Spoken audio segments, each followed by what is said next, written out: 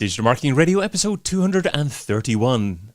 The extraordinary Instagram funnel for e-commerce. Digital Marketing Radio with David Bain. I am David Bain and this is Digital Marketing Radio, the show for in-house agency and entrepreneurial marketers who want to stay on top of the latest tools, tactics and trends shared right here by today's modern marketing masters.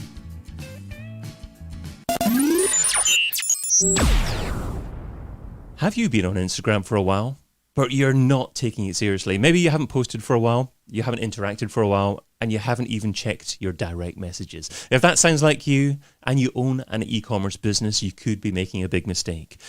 My guest today founded a brand called Beast Gear in 2016, growing it to be a mid-seven-figure annual revenue business before selling it in 2019, thanks in part to his extraordinary Instagram funnel.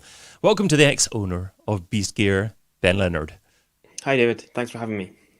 Yeah, thanks for coming on, Ben. Great to have you. So we can find Ben over at benleonard.pro. And as well as recording a podcast, live streaming in different places, we're also here on Clubhouse. Joining us from Clubhouse is Rebecca Ward. Hi, Rebecca. Hi, this is so interesting to test out the podcasting and Clubhouse mixed together because Clubhouse is so big at the moment.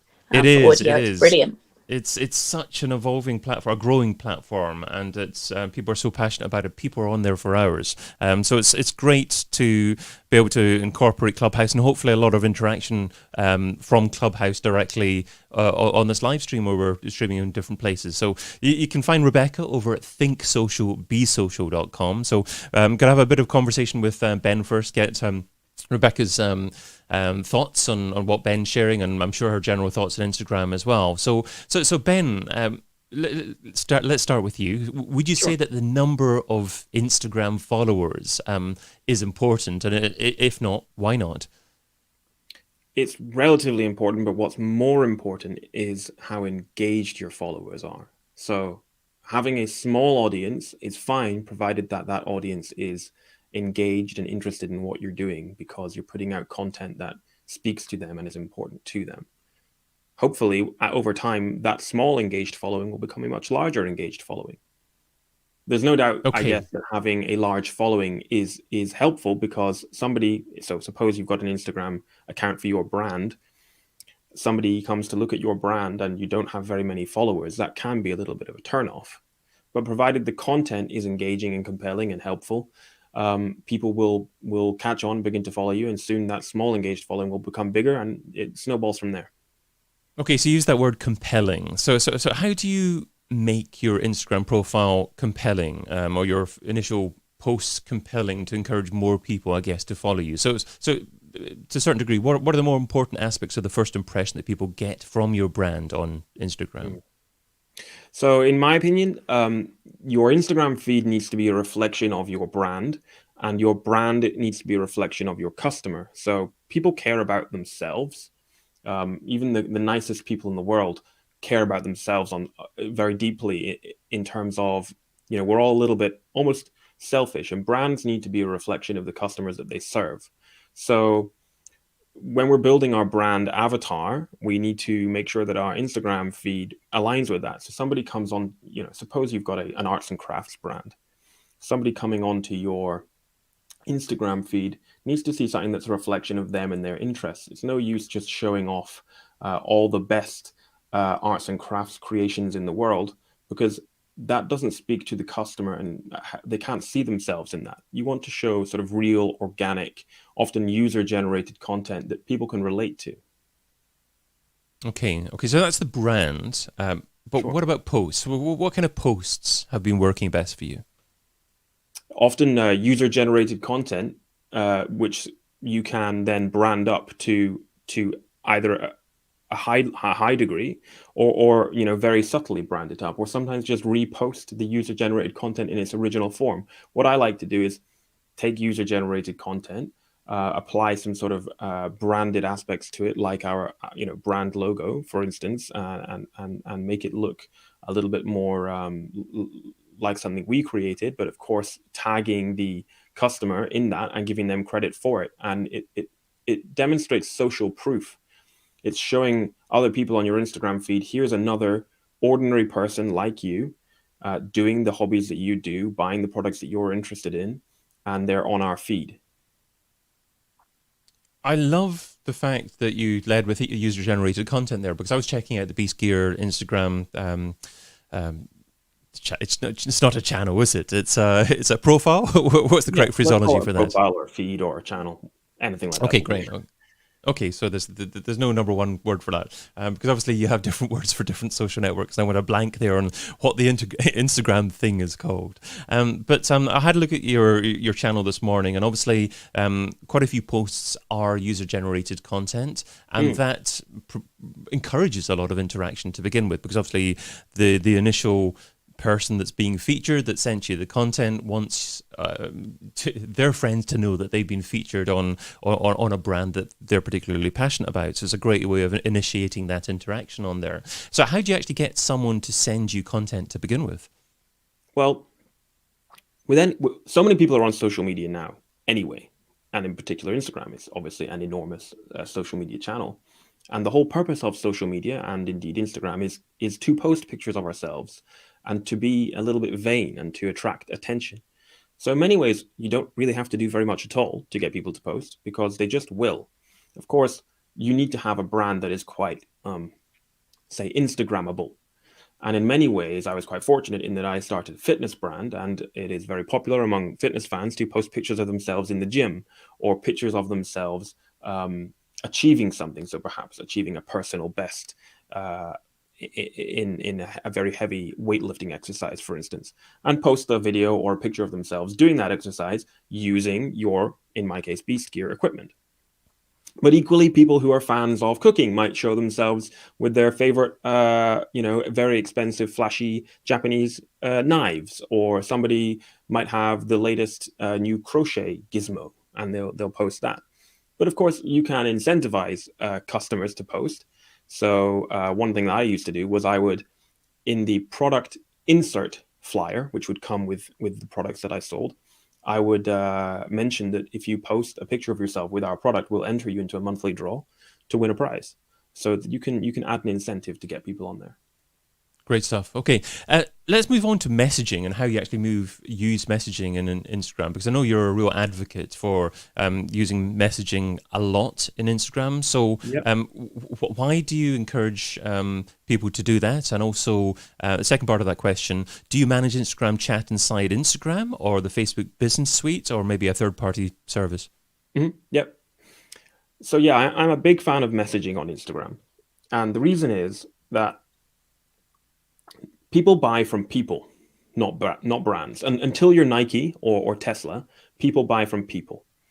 And too many people, they start a small business and then immediately sort of hide behind this veil of their business, rather than being upfront and very personal about who they are. Who is the person behind this business?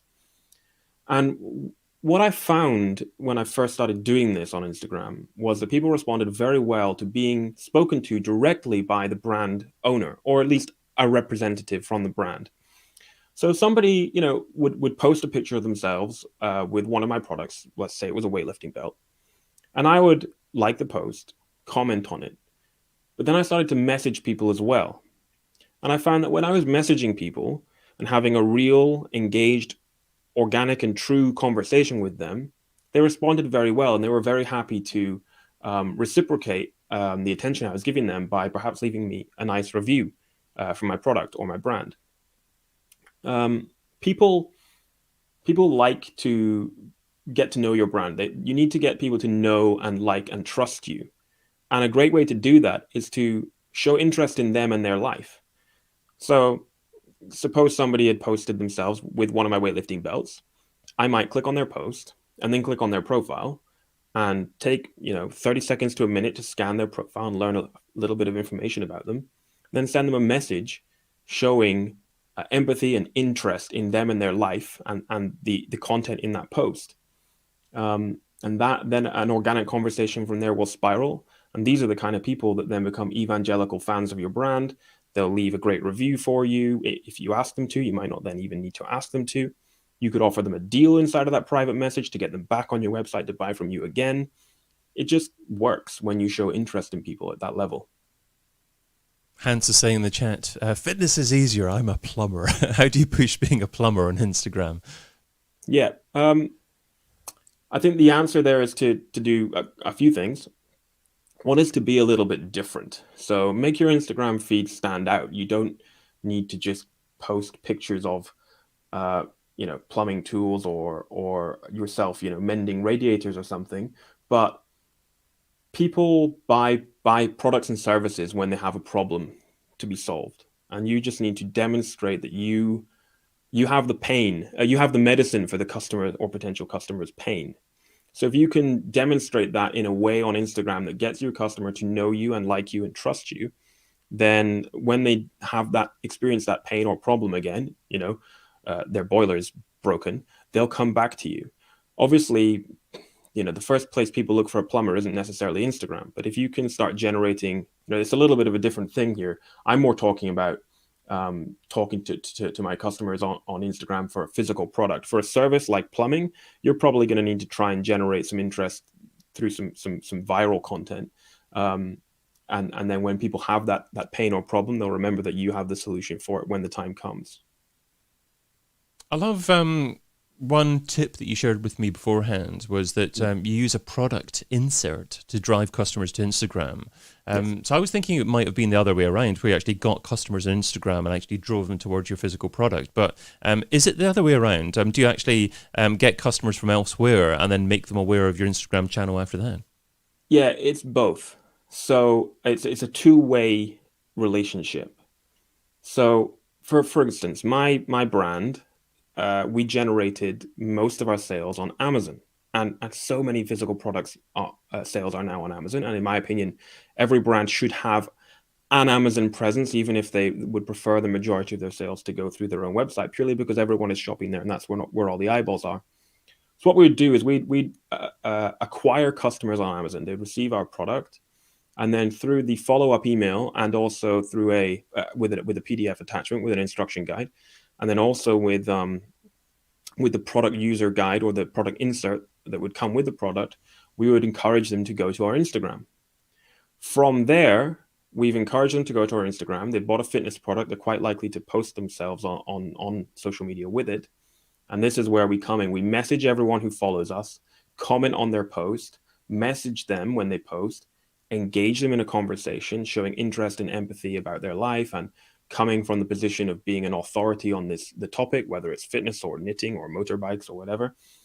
Perhaps offer them a discount on our website, ask them to review the product for us back on Amazon, or wherever we wish to ask them for a review, could be on our own site. So it's a two-way street, really, because then what we're doing is those people will then go back and buy from us again, hopefully now on our site and not on Amazon, but they're also posting. We can repurpose that content and post it.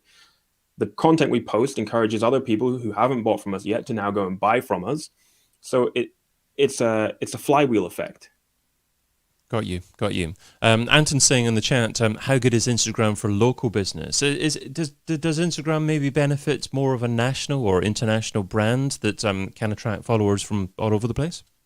I think the answer sort of overall is probably yes. But that's not to say that a local business shouldn't have an Instagram account, because if you're a local business that really engages with your local community, demonstrates that perhaps you do good in the community, you can build a loyal and engaged following, which is very particular in terms of the geography. So if you have a business in Bristol, and you're a local health food cafe in Bristol. I mean, food lends itself so nicely to Instagram. So post on there, and not just random pictures of the stuff you're selling, but post about everything that you're doing. Create compelling, helpful, useful, free content. This builds a sense of reciprocity in the people in Bristol who are following your health food shop. And with that good feeling and reciprocity they now feel towards you, they're more likely to come and buy from you. Got you. So I mean, I would say your process sounds brilliant, and obviously it's worked very well for you. However, is it not the case that it would take a lot of time for a marketer to do this? I know you advocate using a VA. Could you perhaps summarize the process that you recommend them to take, and perhaps how much time it does tend to take on a day-to-day or weekly basis? Yep. So let's imagine that you're just starting this process. So you've got a business, could be a local business like we just described, a health food shop in Bristol, or you could be selling online. Maybe you're selling arts and crafts online on your own website and on Amazon. Whatever, doesn't matter. You'd probably start doing this yourself because, in my opinion, before you outsource anything, you need to have at least a decent understanding of how the process works. Otherwise, you can't manage the process and you can't manage the people doing it. So I would encourage you to message everyone who follows you. Take an hour a day or a half hour a day to begin with and see if that's enough time. And if you're spending more than about an hour a day on this, you're probably reaching the point where it's time to outsource it.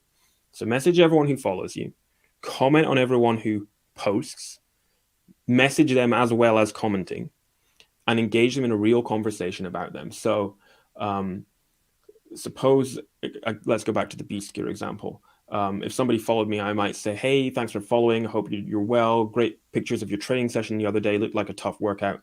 I see you're in Edinburgh. That's my favorite city in the UK. Because I haven't just sent them a random message. I've taken the time to click on their profile, look at the pictures of their training session the other day, and notice that they're in Edinburgh, right?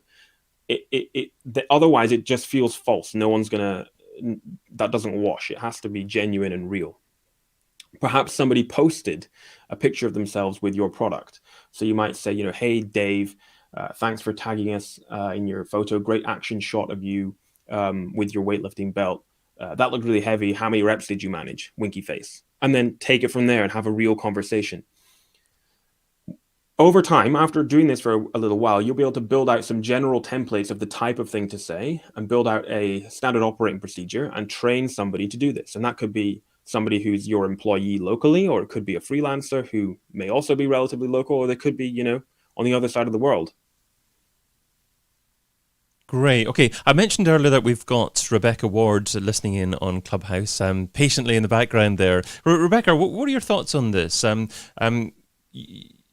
I think we had brief conversations beforehand, and you were looking for Ben on Instagram, but I mentioned that it was probably the Beast Gear brand to look for. What are your thoughts initially on personal brand versus business brand on Instagram, and is there any part of Ben's process that you've got an opinion on? Yes. And it was really interesting listening to Ben explain it, because I'm probably saying, when I'm talking to my friends, clients, customers, to do the things that Ben is telling people to do. But the way Ben's explained it, he said why you should be doing that, what the benefits are, and sort of showing you what that funnel, we all talk about funnels, but we don't really understand what it means.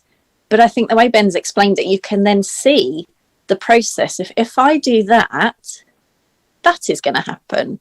And actually that is going to benefit me and also make the customer and client happy, because if they like your products, they're going to be happy to buy again from you. I often buy stuff on Amazon and then think, oh, I need another one of those, or that was quite good. I'll get a slightly different one, and go back and search for the thing that I've bought. But if that person had contacted me and followed up with me, I'm probably, if I'm happy with the product, going to be more, want to buy from them again, because they've reached out, spoken to me. It'll be easier to order from them next time because I know the product is there. I know I was happy with it. I know I was happy with the service. And then I'm going to become a repeat customer. I was hoping that you'd say, I disagree with everything you were saying. Well, it was interesting because I don't like the word funnel. So I was listening to it in a way that I wanted you to convince me that was the right thing to do. But I do agree. I think it's not about the followers. It's about having an engaged audience. I don't have masses of followers. I don't need masses of followers. I've actually got enough work that I can cope with at the moment. I'd like to grow eventually. but I see my followers as my community that I help, and if they've got a question, they ask me. And if I had hundreds of thousands of people, I wouldn't be able to do that. Also, lots of people just post and go, oh, phew, I've posted for today, that's done and dusted. But no, you've got to go back, check the post, see who's commented, see who's liked. When they've commented, comment back with a question so that you're building up a relationship with them. I mean, for me, that's just a natural thing to do. I'm not a salesy person, but I'm interested in people. But you can see the benefit of that if you are selling products or a service, to build up that that rapport with people.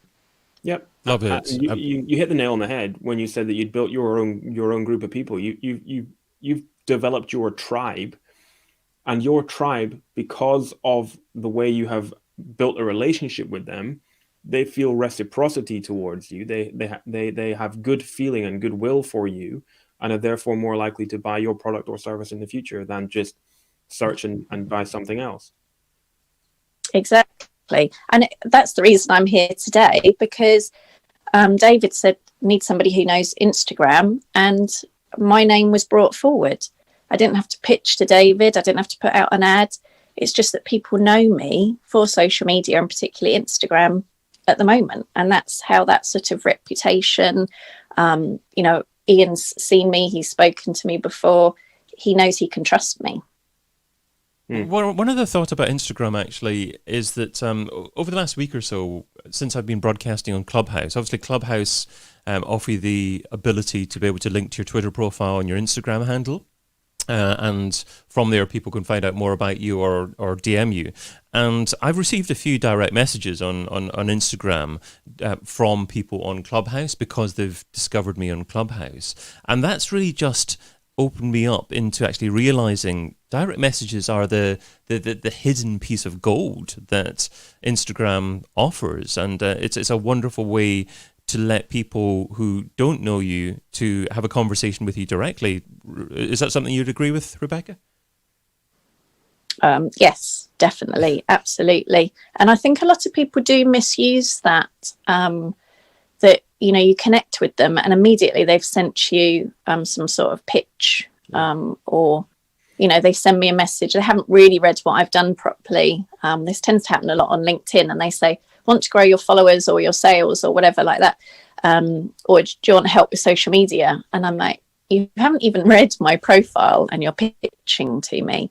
You need to get to know the person, and just because it's nice to be social, and you never know who you're going to meet, and it might be reciprocal, that it's a collaboration. And somebody who works in a gym has bought your gym gear, and because you've been nice to them and treated them as a person, they then recommend your products to the rest of the people in the gym. Definitely. Yep. Listen, Rebecca, I'm sure we could continue this conversation for a lot longer, which makes me think you'd be a wonderful future guest in Digital Marketing Radio, and hopefully we can persuade you to come on at some point in the future. But thanks so much for adding value today and kind of giving your opinion from Clubhouse. No problem at all. It was really interesting, actually, hearing Ben's sort of process there. And I'll definitely be staying in contact with Ben. And I think, like you were saying, now that from Clubhouse, you can go straight through to somebody's Instagram profile. Everyone is trying to up their Instagram game at the moment. So this is perfect. Superb. Well, hopefully you can stay listening in there, and we can maybe even get a further opinion from you later on. But in the meantime, let's segue into part 2 of our discussion. So it's now time for Ben's thoughts on the state of digital marketing today. So let's start off with secret software. So Ben, share a lesser known Martech tool that's bringing you a lot of value at the moment and why that tool is important for you. Sure. Yep. I really like a tool called Seller Chatbot. As the name implies, it's a chatbot for sellers, and it's also been created by sellers. It's an important part of my sort of whole Amazon to off Amazon and back again funnel, if you like, or network. It's more of a network than a funnel, if you like. It's really powerful. It has an extraordinary number of fantastic inbuilt chat flow templates for you to use. But the way that I'm using it is similar to what I described earlier with Instagram. I'm driving people into it from my product inserts, my product PDFs, and also my email marketing, which allows me to have a cross-pollinated, if you like, suite of touch points with customers.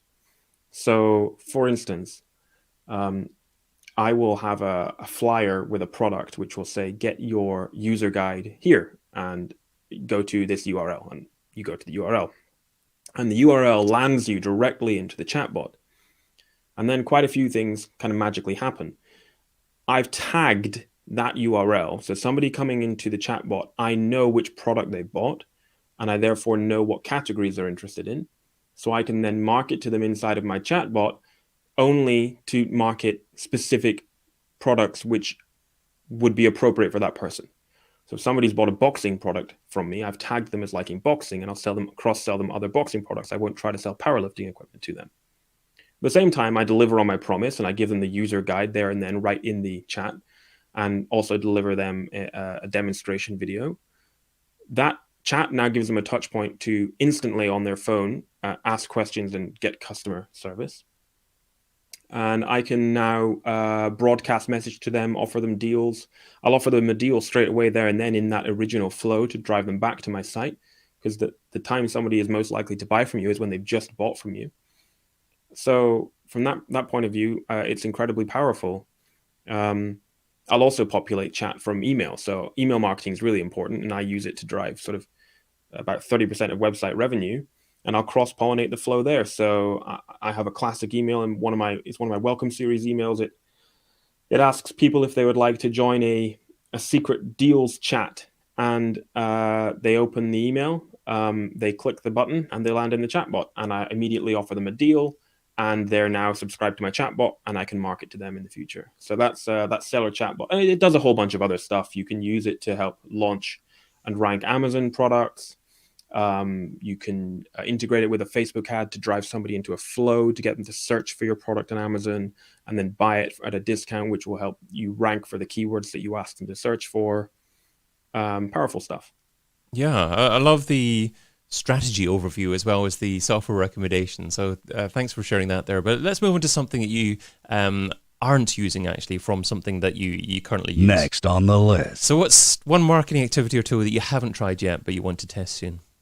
Yeah, it's Amazon attribution. So I mentioned before that a significant proportion of my first brand's sales came on Amazon, which is fine. Obviously, in exchange for all the eyeballs on Amazon, you give away a percentage to Jeff Bezos. And of course, the customer is not your customer, it's Amazon's customer. So it's difficult to remarket back to them. You can, but it's tricky. And unfortunately, when you drive outside traffic to Amazon, you can't properly measure how effective that traffic is. So I can drive Facebook ads to my own website, say built on Shopify, and I can see how much it costs to get a sale, and I can see my return on ad spend. For Amazon, that has been impossible until now or very soon. So Amazon attribution is in beta, and it's coming for the UK soon.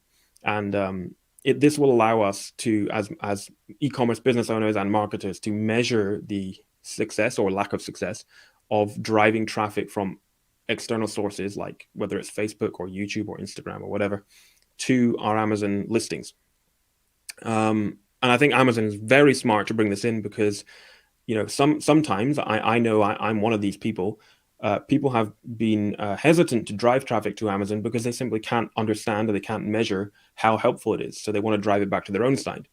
The moment we can understand how well it's working, we'll be more inclined to drive it to Amazon. So Amazon's very smart to give us this tool. Exciting stuff. And do you think this is something appropriate for almost any type of business, or is it only for businesses that are actively selling something on Amazon?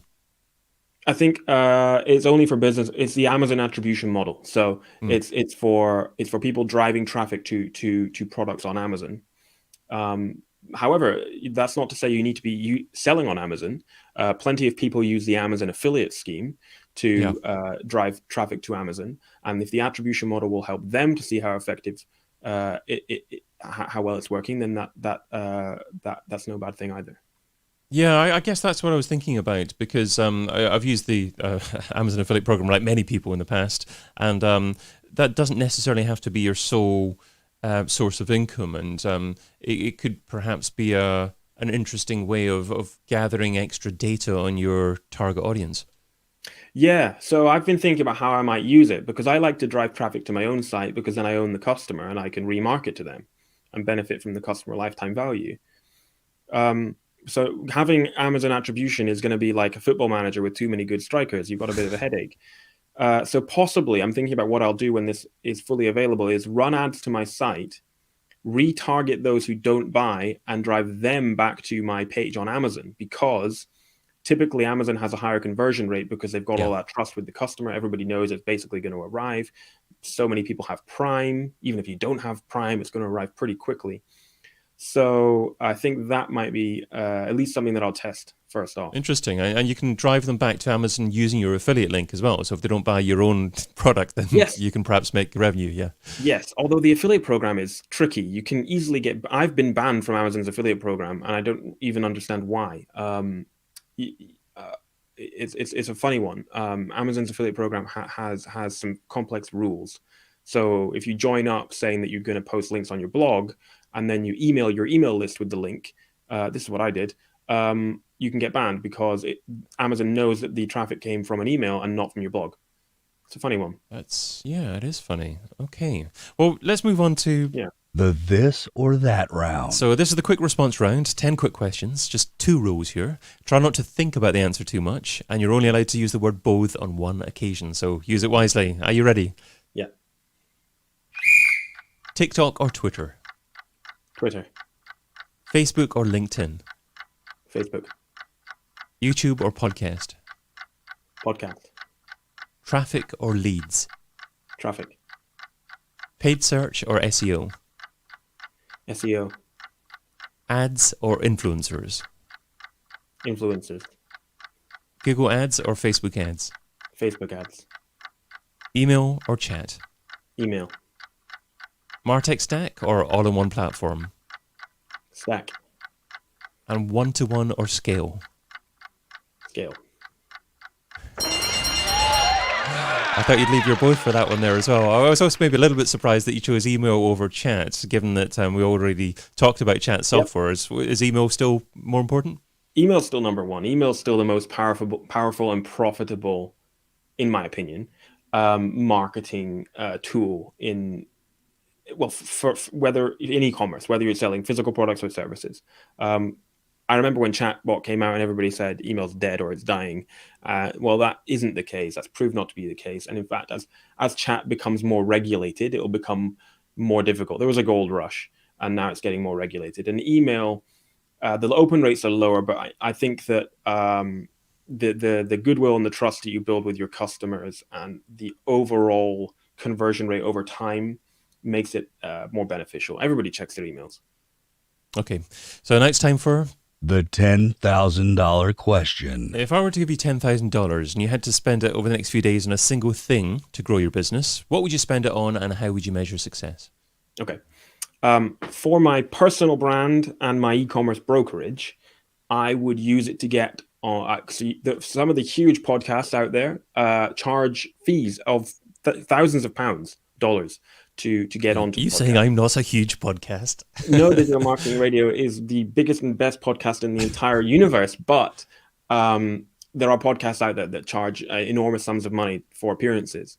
So I would do that, and to measure the success, I'd create landing pages unique to that podcast with a free resource, and then measure conversions through it and potentially give a unique discount code as well. And the reason for that is because my target audience, as an e-commerce expert, if you will, and as an e-commerce brokerage, listens to those podcasts. And then for physical products, so more brands that I'm building, influencer marketing. So with my first brand, Be Skier, that worked with micro influencers, although it took several years to kind of get to a good level. So I'd potentially pay an agency to manage it. A simple sort of ROI measure on that is kind of tricky. You could use a platform like Refersion. I used Refersion a lot with Be Skier. It plugs into Shopify.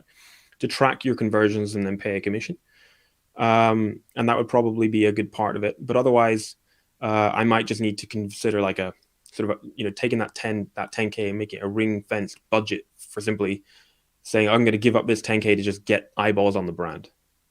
I think that's one of the most comprehensive answers so far on that. I always like diving deeper. Normally, some people give me just one specific answer. I would spend it on content, or I would spend it on this, and I have to delve deeper and deeper just to get something really specific and a great example for everyone. But I was going to ask you, okay, how would you measure the value of appearing on podcasts? No, you shared, I would create a bespoke landing page for each podcast, and I would target my listeners. So I don't think there's any follow-up questions I can ask in relation to that one. I tend to overthink stuff, so... That's good. That's really good. So let's shift the focus then to someone else who deserves it. So that is... Magical Marketer. Who's an up-and-coming marketer that you'd like to give a shout-out to? What can we learn from them, and where can we find them? Sure. So it's a chap called Paul Harvey, and he is one of the creators of Seller Chatbot, which is the tool I mentioned earlier that I really like. And so he has created this chatbot because he is an e-commerce seller, so he kind of understands what e-commerce sellers want. He's not... I find often, especially in digital marketing and the online world we're in, you have a lot of people bringing shovels to the gold rush. And there's nothing wrong with that at all. We all need shovels to dig for gold. But it's the shovel sellers who also dig for gold, who understand what people want, that are the best. And because Paul Harvey is an e-commerce seller, he understands what we all need in our chatbot. So he developed a really good one. So that's sellerchatbot.com. I have no affiliation to that other than I think it's a great tool. Superb stuff. Well, we have heard so much value from you there, Ben. You've been listening to Ben Leonard from benleonard.pro. On today's episode of Digital Marketing Radio, you were sharing so much value in terms of your Instagram funnel to begin with. Obviously, your Seller Chatbot secret software that you shared as well. I'll make sure that there's links to that, the other software recommendations that you had. Your Magical Marketer kind of related to that there in the show notes and also in the YouTube description there as well. So you can also, will be able to find that on digitalmarketingradio.com. I also want to give a special thanks out to Rebecca Ward from thinksocialbesocial.com for joining us in Clubhouse too. Hopefully we can get Rebecca on a future episode of Digital Marketing Radio as well. Ben, what's the best social platform? Is it Instagram? Is it somewhere else? For someone to reach out to you and to say hi? You can say hi on all of them. My handle is Ben Leonard Pro, which is the same as my website, benleonard.pro. Look me up on LinkedIn. I'll happily say hi on all of those. If you use code DMR on my website, you'll get 10% off the extraordinary Instagram funnel. Wonderful, wonderful. And there's that bespoke call to action, everyone. Go for it. I've been your host, David Bain. You can also find me producing podcasts for B2B brands over at castingcred.com. If you want to watch the next episode live, subscribe on the Digital Marketing Radio YouTube channel. That's probably the best place to do that at the moment if you want to watch live. And if you're already listening to the show on Apple Podcasts, Spotify, Amazon Music, other places, leave a review, of course. But tell a friend. It's good to share as well. Until we meet again, stay hungry, stay foolish, and stay subscribed. Aloha. DigitalMarketingRadio.com DigitalMarketingRadio.com Digital Marketing Radio, Digital Marketing Radio, DigitalMarketingRadio.com